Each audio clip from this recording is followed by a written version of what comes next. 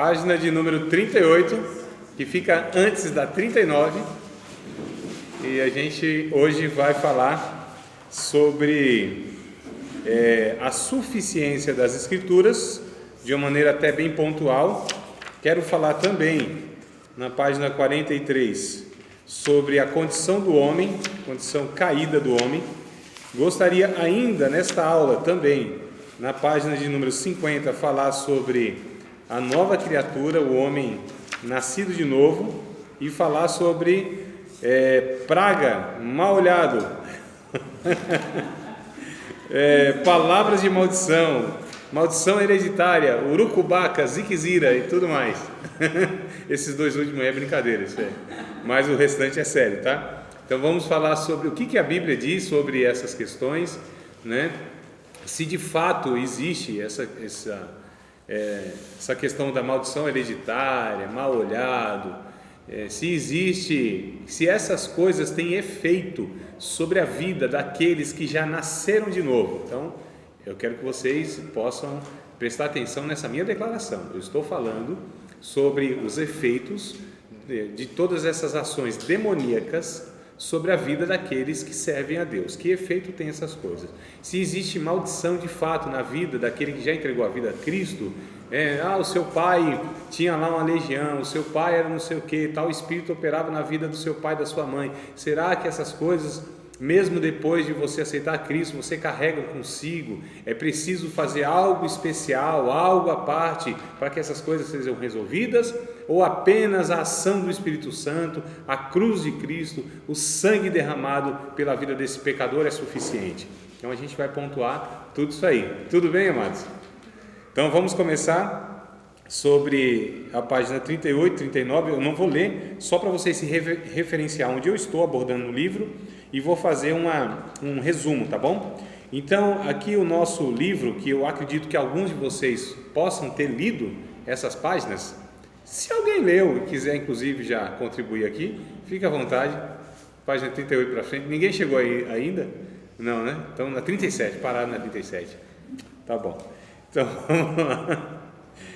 As coisas de Deus só podem ser conhecidas pelas Escrituras.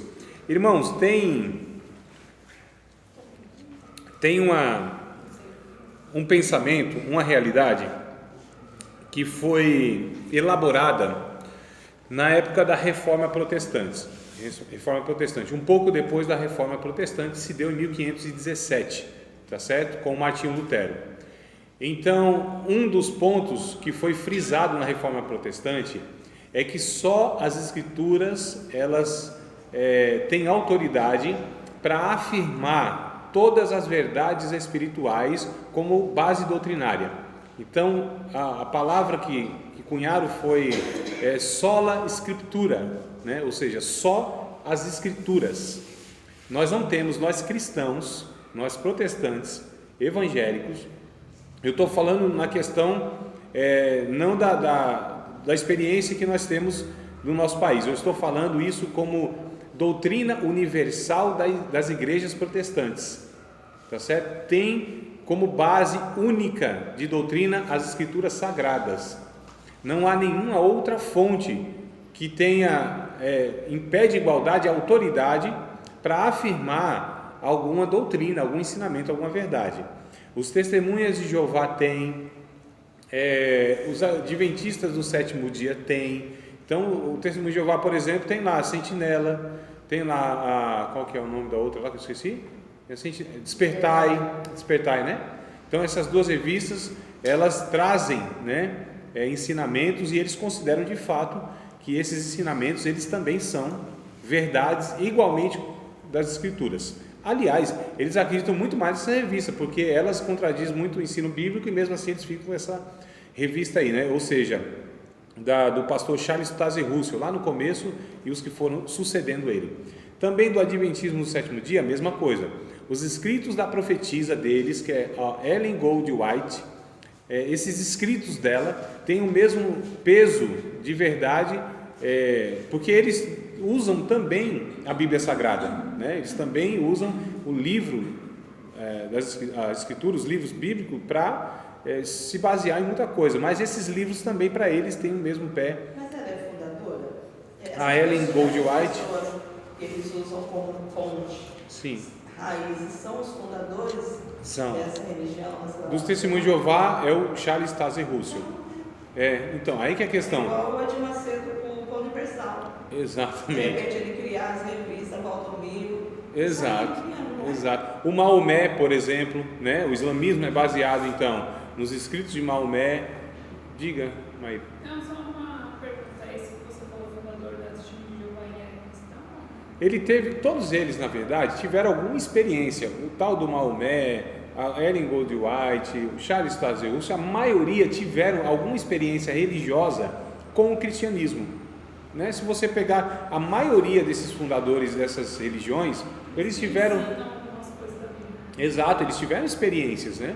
Algumas experiências, e foram distorcendo. Inclusive, por exemplo, a Ellen Goldwhite, o mormonismo também, eles tiveram experiências supostamente com anjos, onde esses anjos, né, entregaram para eles supostamente revelações e verdades, entre aspas, verdades espirituais, e aí a partir daí eles começaram então a criar doutrinas baseado nas experiências que tiveram com esses anjos, que não eram anjos de Deus, a gente sabe, mas eles apareceram como anjos de Deus. Daí outro perigo, amados irmãos, a história nos mostra dessas religiões que de fato você se basear em revelações, em visões, em sonhos, é bem possível, é muito fácil você se perder no caminho, porque você está deixando a suficiência das Escrituras para se apoiar, para se basear nessas experiências. Então olha só, por que nós vamos dar conta de não sermos assim enrolados, né, usando português bem claro, por essas manifestações, se essas pessoas não foram? O que nós temos de melhor? Porque elas deixaram de fato as Escrituras Sagradas, para dar muito mais peso a essas experiências pessoais. Então a história e as religiões nos mostram que é muito perigoso. Então, por outro lado, não há o desprezo, não há a descrença sobre essas realidades espirituais, que Deus ainda fala, continua falando, através de sonhos, através de anjos, através de revelações e através de visões. Porém, vírgula, põe vírgula, tá? Você está escrevendo aí, né? Vírgula, porém, jamais nenhuma dessas manifestações trará nenhuma verdade que contrarie a Bíblia. Irmãos, é base isso, é base. E o que a gente vê nesses movimentos e nessas pessoas que vão declarando um monte de coisa, na verdade, elas estão desprezando as doutrinas bíblicas e não confiam apenas na Bíblia, mas em outras supostas fontes, né? Como por exemplo essas que eu citei para vocês. Então assim, a história nos mostra, esses movimentos nos mostram isso. Então não é possível que a gente não tenha, assim, nós temos na verdade exemplo suficiente na história, irmãos, para tomar cuidado, para saber que nós não damos conta disso, para saber que nós dependemos de fato das Escrituras Sagradas, da Bíblia. A Bíblia para nós, ela é o único meio que nós temos para discernir verdades espirituais, e não são as nossas experiências que podem trazer para nós essas referências de verdades, tá? Então esse é o ponto que eu estou tentando colocar para vocês, nesse equilíbrio, que a gente entende que há todas essas manifestações, porém jamais em contradição com aquilo que Deus já deixou estabelecido na sua palavra, porque senão o próprio Deus estaria entrando em contradição, e isso é impossível que aconteça. Como que Deus pode entrar em contradição? Enviar um anjo, ou dar um sonho, ou uma revelação que fale alguma coisa, que vá contra o que está escrito na própria Bíblia? Não tem como, né? Então é impossível que isso aconteça. Então a gente entende que só as Escrituras Sagradas, elas são fonte de autoridade para a gente afirmar algumas coisas. E aí, como eu disse desde a primeira aula, experiências pessoais ficam no âmbito do pessoal. Eu não tenho condição de discernir na vida de ninguém se aquilo foi de Deus ou não foi de Deus, a não ser que essa pessoa venha trazendo alguma doutrina, algum ensinamento que contradiz a Bíblia. Aí mesmo sem eu estar presente, mesmo sem eu estar lá na ocasião, aí eu consigo falar, opa, não pode ser Deus, não pode ser o Espírito Santo. Por exemplo, eu acho que foi essa matéria mesmo, né, que eu falei, que, não sei se foi essa matéria, mas era para falar nessa matéria, se eu não falei, mas estou falando, então está tudo certo. É assim, o Espírito Santo pode, de repente,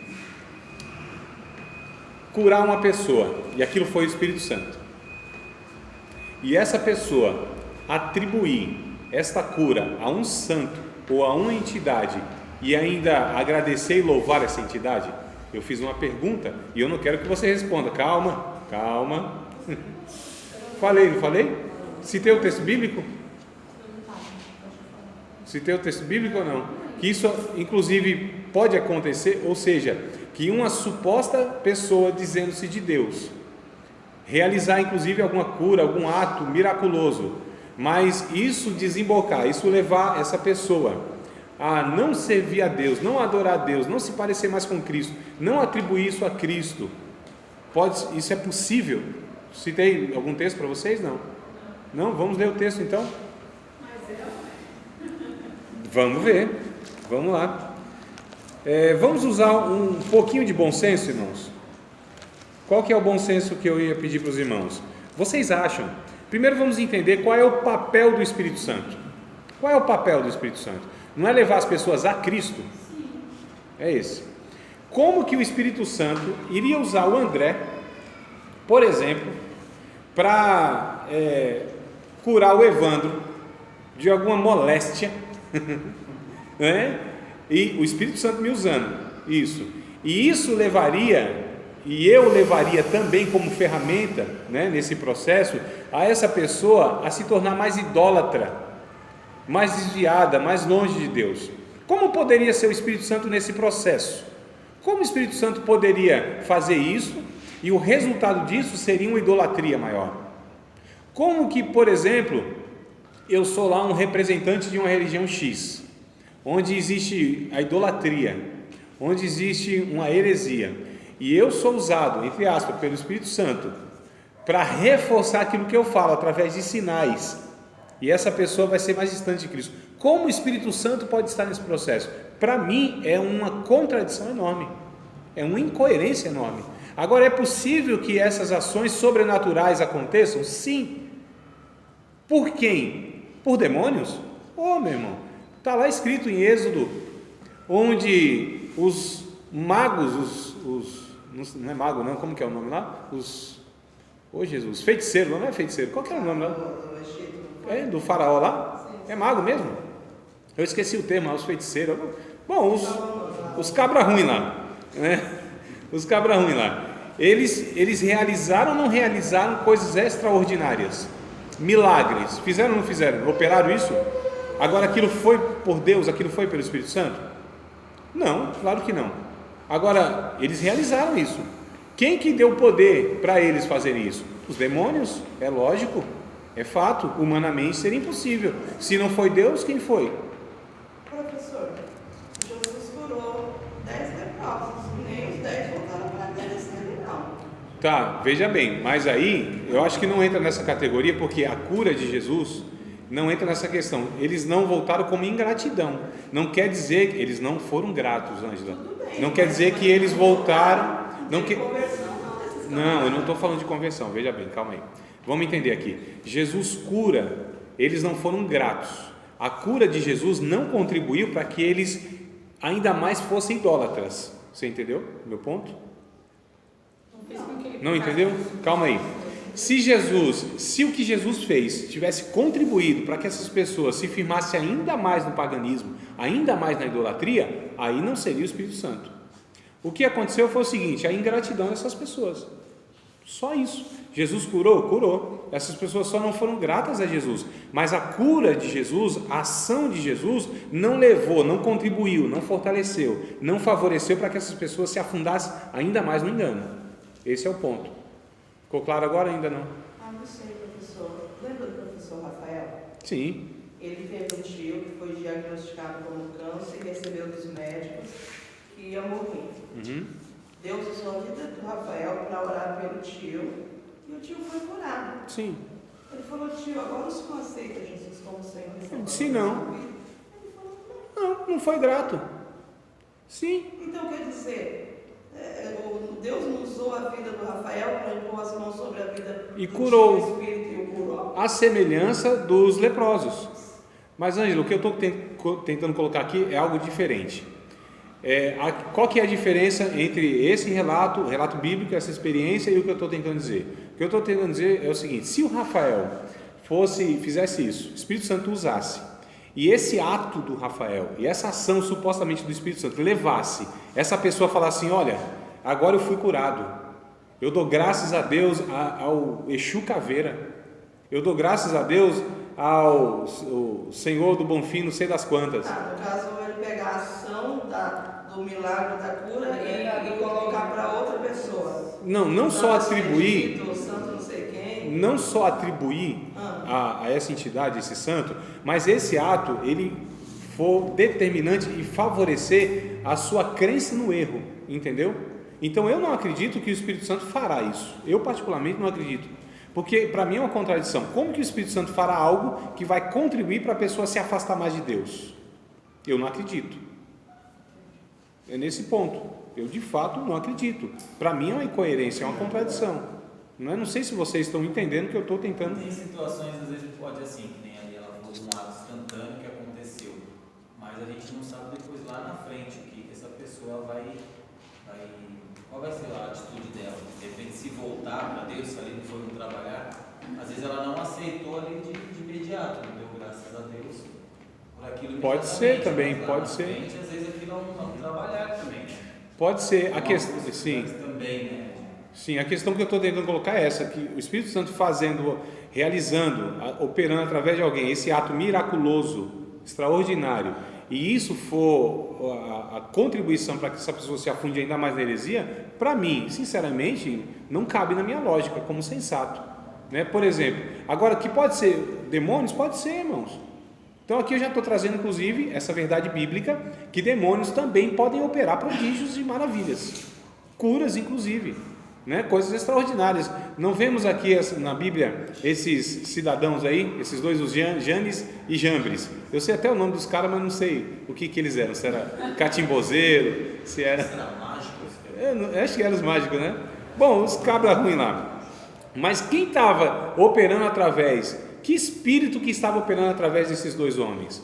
Eu não tenho dúvida, embora a Bíblia não fale diretamente, não lembro agora, não fala, mas se não é um espírito maligno, quem é? Não pode ser o Espírito Santo. O Espírito Santo estava operando através da vida de Moisés. Não pode ser o ser humano, porque eram coisas que estão para além da capacidade humana. Então, de fato, nós vemos aqui que Satanás pode sim operar, inclusive curas, milagres e coisas extraordinárias. Agora, o fim último dessas coisas é o determinante aqui para a gente saber se de fato aquilo era de Deus ou não. Porque se aquilo levou as pessoas a adorar mais o diabo, nas suas muitas versões, né, que o diabo se apresenta, não é só no satanismo, é no paganismo, é na própria heresia, é no catolicismo, é no espiritismo, é no budismo, é em qualquer religião que não tem Jesus como centro. Aí a gente sabe, não pode ser o Espírito Santo de Deus. Então Moisés, ele realizou os milagres, e esses homens, a semelhança de Moisés também. Chegou uma hora, claro, que não deu, né? Deus disse: não, eu vou mostrar aqui de fato que eu sou o Senhor, e eu vou colocar a minha marca distintiva, e aquilo glorificou Deus, e envergonhou aquelas pessoas que queriam de alguma maneira mostrar que os deuses do Egito eram deuses. Quando a gente pega aqui Números, eu estou tentando lembrar aqui que me fugiu da mente. Números ou Deuteronômio? Qual? Não, o Êxodo é dos magos, né? Deve ser lá para o capítulo 9, 10, alguma coisa assim, tá? 11, 12. Bom, vamos pegar a referência, já que eu falei, né? É que eu estou tentando buscar outro na mente aqui, para dar essa referência para vocês. O que eu estou falando aqui é do 10, né? Capítulo 10 de Êxodo. Capítulo 8, 9, 10, tá? É isso mesmo, 7, 8, 9 e 10. Esses 4 capítulos aqui vão falar sobre essas ações extraordinárias, miraculosas, tanto operado por esses homens que estavam sendo usados por espíritos malignos, quanto de Moisés, que estava sendo usado pelo Espírito Santo de Deus. Tem um texto aqui, eu vou falando para vocês, eu vou narrando ele e vou tentando achar aqui a referência, tá? Que diz o seguinte, que se algum profeta, algum homem, tá aqui, ó, capítulo 13 de Deuteronômio, eu pensei que eu tinha lido com vocês esse texto. Deuteronômio, capítulo 13. O Êxodo, capítulo 7 até o capítulo 11, irmãos, é sobre esses magos e sobre Moisés. Deuteronômio, capítulo de número 13, aí eu pensei mesmo que tinha lido com vocês. Olha só. Quando profeta ou sonhador de sonhos se levantar no meio de ti e te der um sinal ou um prodígio, olha o que o texto está dizendo. Quando se levantar um sonhador de sonho, um profeta no meio de ti e te der um sinal ou um prodígio, irmãos, é algo assim inequívoco, que é uma ação sobrenatural. Isso é um prodígio, é um sinal que não tem como a gente falar, não, isso aqui deve ser algum 7-1, algum mágico, alguém que inventou alguma coisa e combinou. Não, prodígio é aquilo que fala, não tem como, isso aqui quem operou foi um espírito, foi Deus ou foi o diabo, não tem como ser um ser humano fazendo aquilo, isso é prodígio, tá? Coisas prodigiosas. E suceder tal sinal, olha só, e acontecer, hein?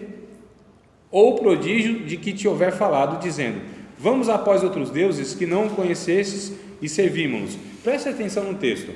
Quando se levantar esse suposto profeta, sonhador de sonhos, se levantar no meio de ti e te der um sinal, um prodígio, e acontecer esse sinal e prodígio, então percebam que é possível alguém que não é de Deus falar alguma coisa e se cumprir.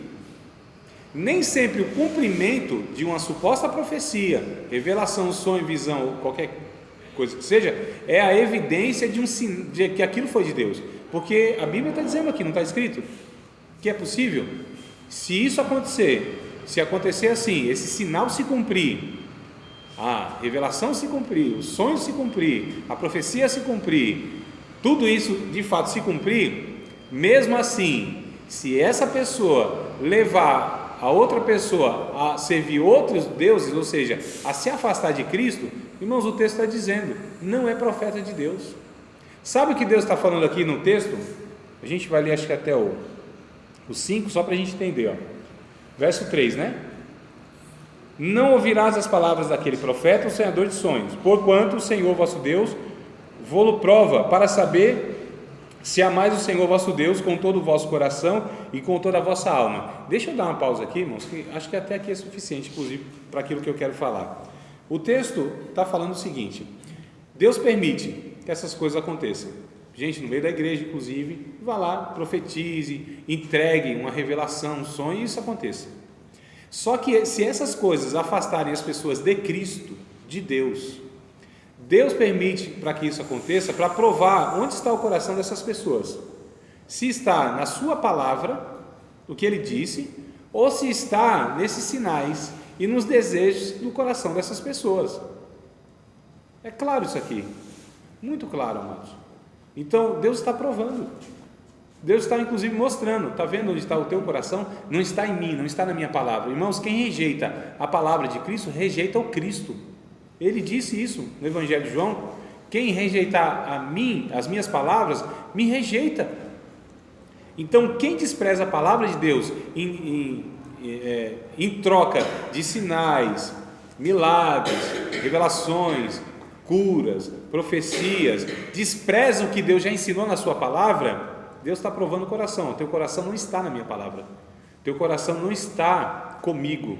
É a palavra de Cristo, irmãos, que é a única e suficiente para nós e necessária para que a gente se conduza nesse mundo tenebroso, nesse mundo de enganos, nesse mundo onde tem espíritos aí à torta direita, inclusive introduzindo ensinos, né, que Paulo vai dizer lá em Timóteo, deixa eu ver se é 1 Timóteo, capítulo de número 4, ou é 2 Timóteo, ou é 1 ou é 2, capítulo de número 4, é 1 Timóteo. Agora você me fez lembrar daquele pregador que prega uma hora, termina a pregação, aí faz aquela fila para o próprio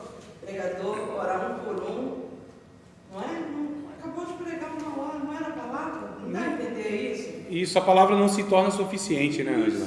Entendeu? Ela não é suficiente. Para essas pessoas não é. Aí faz aquela fila para Deus, de repente, revelar através desse mesmo, que ficou 1 hora ministrando a palavra. Né?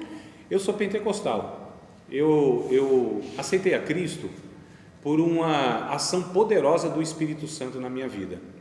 Tá certo? Dia 25 de março de 1999. Porque a gente vai falando, nossa, professor, aí não é pentecostal, isso deve ser um presbiteriano aqui enrostido, disfarçado.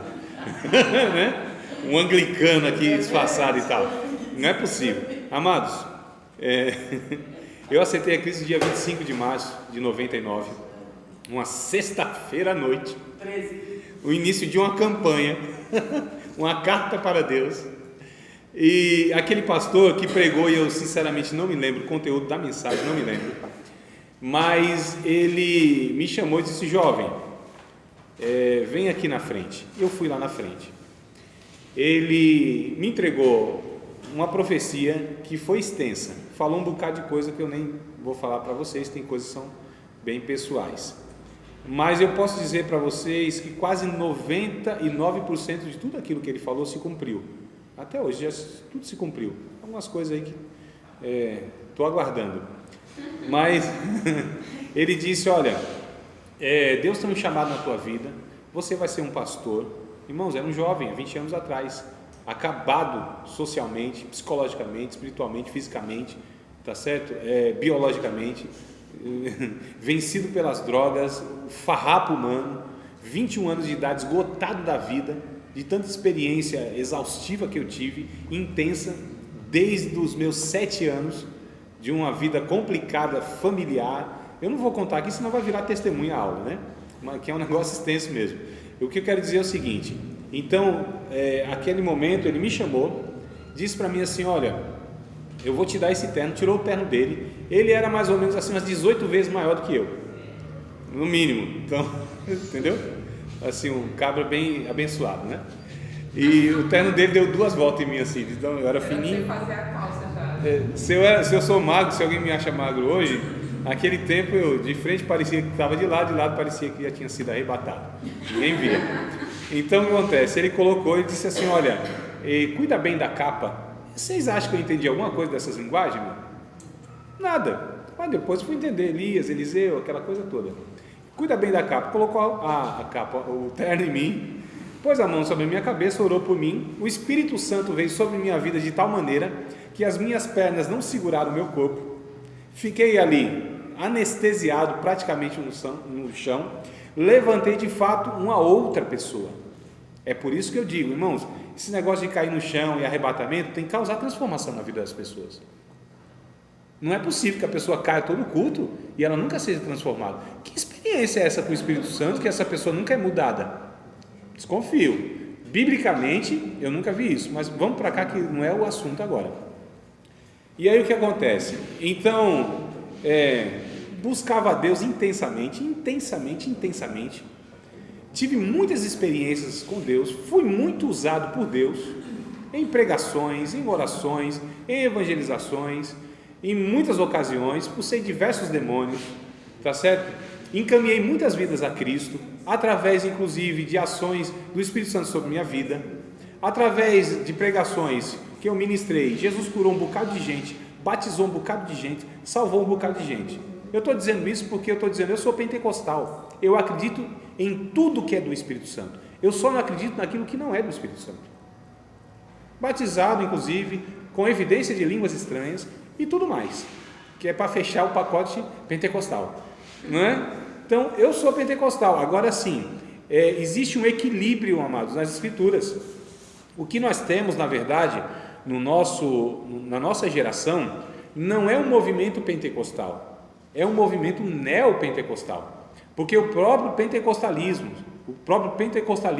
ele vai acreditar que a própria Bíblia Sagrada é a única regra de fé e prática, e embora dê ênfase para curas, batismo com o Espírito Santo, profecias, visões. Isso é o que caracteriza o movimento pentecostal de 100 anos para cá. Mesmo assim, ele não vai dizer, o movimento pentecostal não vai dizer, eu estou falando dos ensinadores, né? não vai dizer que as escrituras elas não são suficientes, não. E essas coisas, ou seja, essas manifestações são manifestações sempre sensata com aquilo que a Bíblia ensina. É isso que eu estou tentando equilibrar aqui, que nós acreditamos nisso, mas primeiro, isso não é ênfase. A gente tem que ter muito cuidado que nem sempre as evidências, os milagres e os sinais, eles de fato ratificam, eles dão um crivo, carimbo, que é Deus agindo ali, tá certo? Então, aqui que a gente percebe no capítulo 4 de 1 Timóteo, olha só que coisa interessante, verso de número 1 e verso de número 2, o inimigo até tentando atrapalhar a aula, deu um tapa no livro assim do Evandro e caiu, tá vendo? Para tirar a atenção do povo. Tem umas paranoias assim, não tem, irmão? Né? Então vamos lá, 1 Timóteo capítulo 4, verso 1 e 2. Falar do Coca-Cola do McDonald's foi engraçado. Do quê? Do vídeo. Eu não vi, mano, não sei Você qual. mandou no YouTube? Do McDonald's? Do satanismo lá? Calma aí, do Daniel Mastral não? Não, foi uma outra. Eu não lembro, mano. Depois você dá uma olhadinha no conteúdo lá. Tá, eu vou ver. Esse não é no YouTube? Tá, eu vou... Claro, você... Tá, que eu mandei um monte, eu não lembro exatamente qual é, mas depois a gente vê isso aí, mano. Olha só, irmãos, vamos acompanhar o texto junto. Sei que você já leu 2, 3 vezes enquanto eu estou falando, mas vamos ler de novo. Mas o Espírito expressamente diz, olha só, alertando de uma forma expressa, nos últimos tempos vão desviar alguns da fé, né? Apostatarão, quer dizer, vão desviar alguns da fé, dando ouvidos a espíritos enganadores e a doutrina de demônios, pela hipocrisia de homens que falam mentiras, tendo cauterizado a sua própria consciência. Olha só o que Paulo está alertando o pastor Timóteo, que nos últimos tempos, e são os tempos que nós vivemos de fato, que haveria doutrinas de demônios, pessoas que dariam ouvido a esses espíritos enganadores, que vêm inclusive disfarçado de ministros de Cristo. Lembra do texto que nós lemos lá na primeira aula, em 2 aos Coríntios, capítulo de número 11, que o próprio Satanás se transfigura em anjo de luz, e não é maravilha que os seus ministros sejam ministros de justiça, ou seja, aqueles que se apresentam como homens de Deus, como ensinadores da verdade, como professores de teologia, como pastores, como pregadores do Evangelho. Só que essas pessoas estão introduzindo de uma forma sorrateira, sem perceber, para usar a linguagem pentecostal, um sapatinho de algodão, né? Ou seja, de uma maneira não percebida, porque, amados, vocês acham de fato que Satanás não tem assim uma capacidade enorme de enganar? Amados, vocês acham que a gente dá conta assim, se não for a graça de Deus diária na nossa vida, se não for uma reflexão diária da Bíblia, se não for a grande misericórdia de Deus sobre nós, o diabo nos enrola fácil, irmão, usando até uma aula boa. Eu vi alguma coisa hoje falando sobre que ele enganou até os anjos, quanto mais a nós. Então, imagina. Então, queridos, eu não me garanto. Eu? Sim. Quando o Satanás tem Jesus, né, usando a palavra, e o próprio Jesus rebatendo com a palavra. Com a palavra. A batalha ali foi o que, nego? A batalha da verdade. A batalha, irmão, das escrituras sagradas. Olha só, porque o diabo, ele usou a palavra contra o próprio Cristo, contra a própria palavra, aliás, né? O Logos, contra o verbo. Ele usou as escrituras. O diabo, o maior engano dele, e a eficácia do engano do diabo é quando ele usa a Bíblia. O maior sucesso que o diabo tem de enganar as pessoas não é num terreiro de umbanda, não é no satanismo, é dentro de igrejas evangélicas, irmãos, domingo à noite, com pregadores com o microfone na mão. A gente vê todo mundo como bênção, né, professor? A É. gente pensa que todo mundo que está dentro da igreja são pessoas Porque é o rótulo. boas, é irmão para cá, irmão para lá, e só Jesus sabe. É o rótulo, né, Ângelo? É o rótulo das pessoas. Então, olha só, aqui que está o grande perigo, amados, é o rótulo. Então, não confie em nenhum professor de teologia, não confie em nenhum pastor, não deposite a sua alma eu estou falando cegamente, tá? Preste atenção aqui, porque de repente vocês vão falar assim, nossa, então o André está ensinando a gente a se revoltar contra todo mundo e não dar crédito a todo mundo. Não é isso. Eu estou falando cegamente, sem senso crítico, sem questionamento de ensino. É nesse sentido que eu estou dizendo. Não confie em mim cegamente, procure nas escrituras se aquilo que eu estou falando de fato tem sentido. E aí, amado, é você que tem que ir atrás desse negócio. Ou você vai se arriscar a cegamente falar, não, o André, ele é uma pessoa, eu conheço, é uma pessoa séria, é uma pessoa que eu conheço um tempo e eu acredito cegamente de tudo que ele fala. Não, irmãos, eu sou homem também, sou sujeito a erro e a emitir opiniões que são equivocadas, embora eu esteja bem intencionado. Eu não me considero assim o absoluto, eu não me considero o cara que nunca errou, né? Não estava no céu, né? Eu tinha o céu já. Então, é lógico que vocês estão aqui porque entendem que eu ensino e conhecem, alguns me conhecem na trajetória e sabem que eu tenho me esforçado para servir a Deus com todo o meu entendimento, minhas forças, sinceridade, apesar das minhas falhas, minhas limitações. Vocês têm entendido isso? Mas, irmãos, a gente tem que ter muito cuidado em tantas pessoas que a gente ouve, sem filtro, sem fazer uma triagem, sem nenhuma peneira. Ouve, abraça aquilo como sendo de Deus e absorve aquilo e agarra aquilo como sendo palavra de Deus, e muitas vezes não é, amados. Cuidado. E quando vem com sinais, aí pronto, aí que não precisa mesmo de crivo bíblico nenhum, porque não é possível, deu certo como não é de Deus. E a gente tem outro dizer, né, professor? Vamos colocar dentro disso que você está ensinando. Não, se for de Deus, acontece. E Isso. a gente está aprendendo hoje, nessa noite, que também do diabo acontece. Então nós temos que buscar discernimento Bíblico doutrinário. É a palavra certa. É isso, amados, que eu tenho tentado passar para vocês, é esse pensamento. Nós temos que buscar discernimento bíblico doutrinário, ou seja, você está discernindo aquilo, isso tem coerência, se encaixa, se enquadra no que a Bíblia ensina ou não. Agora, para fazer isso não é fácil, você tem que conhecer a Bíblia, você tem que estudar a Bíblia, e aqui que mora o perigo, porque a maioria de nós não se empenha como deveria no estudo bíblico, mesmo muitas vezes fazendo um cursinho como esse, mesmo muitas vezes passando num cursinho de teologia, mesmo muitas vezes frequentando escola bíblica dominical, culto de ensino e sei lá mais o que, e a gente não se engaja, né? Eu tenho presenciado isso, 12 anos, acompanhando pessoas que fazem teologia, comigo e semigo,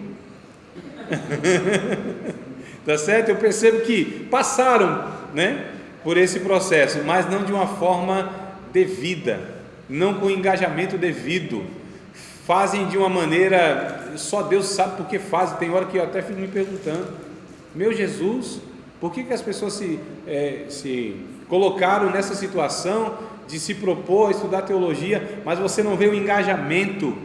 Isso me entristece demais, amados, quando eu vejo uma superficialidade naquilo que eu entendo ser a prioridade do discípulo de Cristo, ou a discípula de Cristo, ou seja, se dedicar às Escrituras Sagradas. Isso aqui não é um negócio, o que a gente está fazendo aqui não é um negocinho, é mais um negocinho da igreja, né? Mais uma atividade, vamos fazer aqui porque, sei lá por quê, cada um que sabe por quê, eu não sei. Não, amado, nós estamos preservando a nossa alma, nós estamos nos prevenindo, ou tentando nos prevenir de escorregarmos o nosso pé da linha da santidade, da presença de Deus. Nós estamos aqui agarrando com todas as nossas forças o recurso que Deus nos deu, que é as Escrituras Sagradas, a serem absorvidas e encarnadas na nossa vida. Não é um negócio assim, vamos bater um cartão, vamos fazer não, amados. Eu não estou falando só de quarta e quarta-feira, não, eu estou falando todos os dias. Nós deveríamos amar essas Escrituras aqui, como ela diz que nós temos que amar. Nós deveríamos nos preocupar de fato o que Deus diz para nós, e Ele deixou aqui, de uma maneira assim, desesperadora.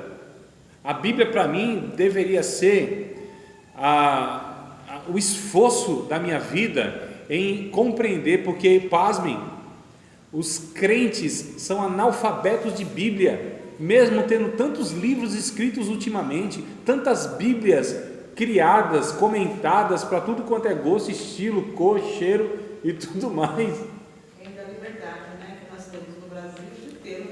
E muitas versões e pregações, e embora haja muitos pregadores de baseada, irmão, baseada. Tem pregadores, mas pouquíssimos expõem as escrituras sagradas como são. É um negócio assim assustador e absurdo. Então eu só estou dando ênfase aqui, que é o nosso primeiro ponto, que as escrituras sagradas, só elas podem trazer para nós as verdades reveladas a respeito deste assunto. As verdades reveladas a respeito deste assunto. Aquilo que não é revelado aqui fica como suposição. Diga, irmão Salvador. Hoje eu participei de uma reunião com o patrão. Ele não é evangélico. O deles é uma coisa, essas coisas. E eu fiquei assim surpreendido com o que ele falou. Ele falou para o funcionário. Ele falou: se você não tiver nada para fazer, você pega sua Bíblia e vai ler. Você aumentar sua fé. Sim. Ele falou: vou pegar a Bíblia. Olha só. Pega a Bíblia e vai ler a Bíblia.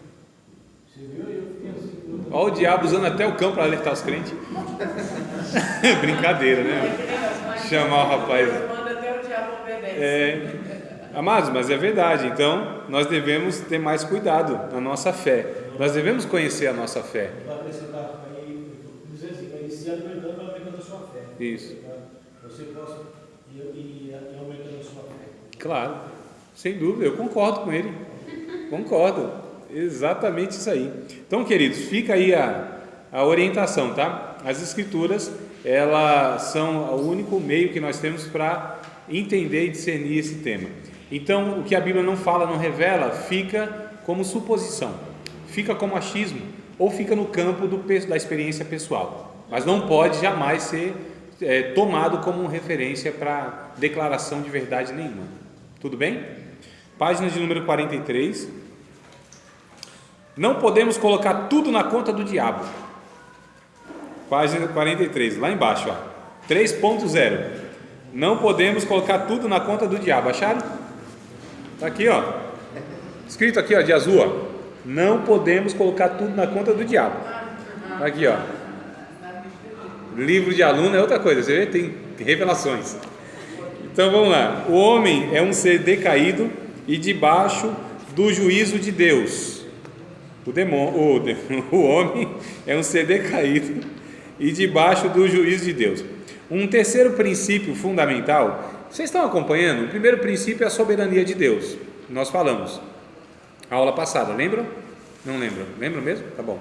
O segundo princípio, só as escrituras são suficientes então para nós sabermos as verdades espirituais.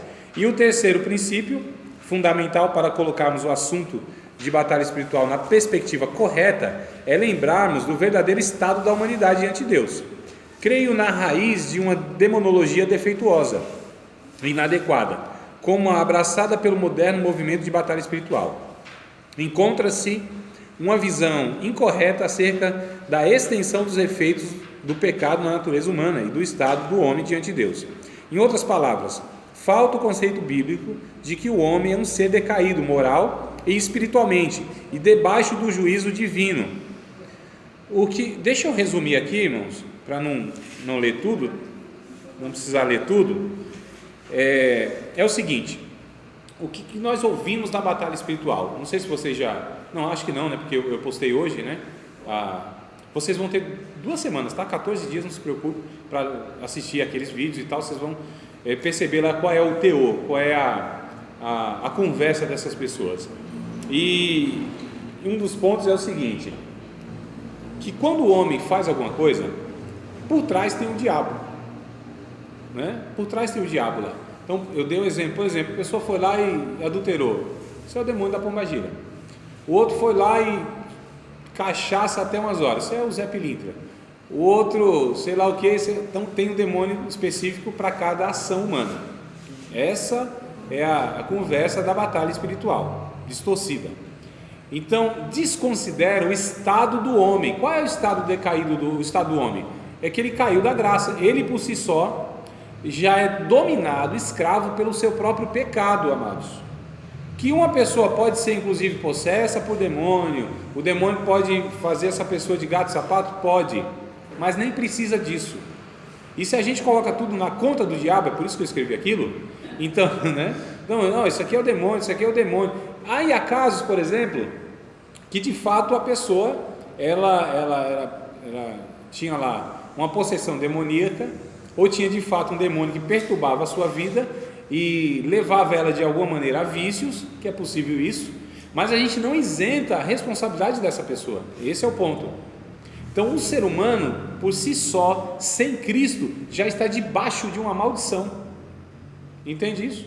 O ser humano sem Cristo, automaticamente, naturalmente, já está debaixo de uma maldição, que é a maldição do pecado, que é a maldição da morte. O que Deus disse lá no Éden? O dia que comer vai morrer. A morte entrou, o pecado entrou, ele já está amaldiçoado pelo seu próprio pecado, tá certo? Então a gente precisa considerar que o ser humano é esse ser que sem Cristo ele está debaixo do pecado e da maldição da lei, é o que a Bíblia diz. Essa é a questão e a gente precisa ter atenção nisso, tá bom? Alguma pergunta fácil e rápida? Não, porque me pergunta. Ué, faça?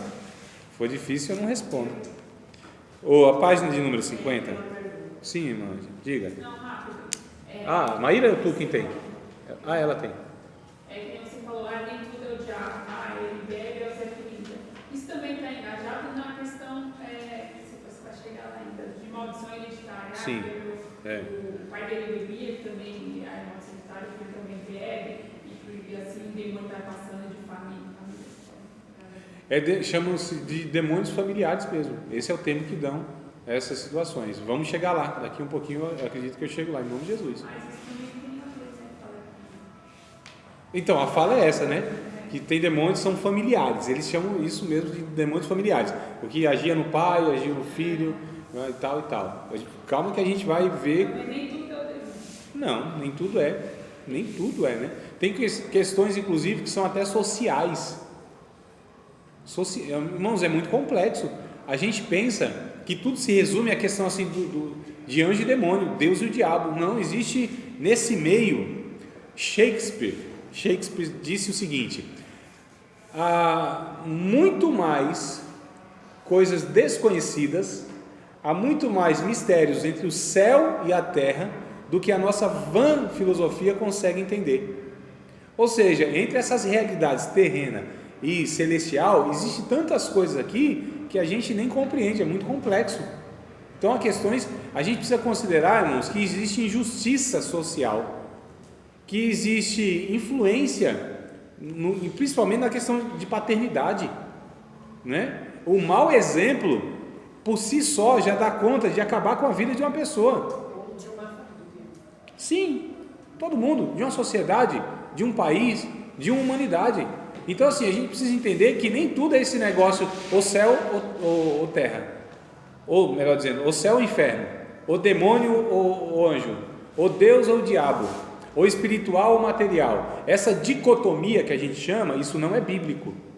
A dicotomia é essa dualidade, né?